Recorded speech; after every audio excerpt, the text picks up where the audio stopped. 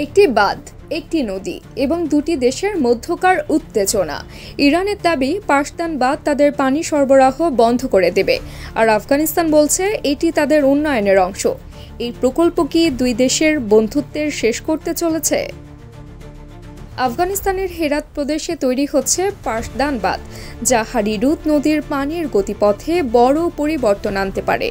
এই বাঁধটি 5,40,00,000 cubic metre পানি সংরক্ষণ এবং 13,000 হেক্টর কৃষি জমি সেচ দেওয়ার পরিকল্পনা করছে। শুধু তাই নয়, এটি 2 মেগাওয়াট বিদ্যুৎও উৎপাদন করতে সক্ষম হবে।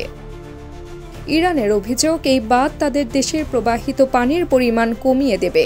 ইরান বলছে এটি দুই দেশের চুক্তি লঙ্ঘন করছে। ইরানি পররাষ্ট্র মন্ত্রণালয়ের মুখপাত্র জানিয়েছেন, তারা ইতিমধ্যেই আফগান কর্তৃপক্ষের সঙ্গে আলোচনা করেছেন, কিন্তু উদ্বেগ থেকেই যাচ্ছে। অন্যদিকে আফগানিস্তানের পক্ষ থেকে স্পষ্ট বলা হয়েছে, পাশদান প্রকল্প প্রায় শেষ পর্যায়ে এবং এটি তাদের দেশের কৃষি ও বিদ্যুৎ উৎপাদনে বিপ্লব ঘটাবে। আফগানিস্তানের বক্তব্য, তাদের উন্নয়নে প্রতিবেশী দেশের হস্তক্ষেপ কাম্য নয়।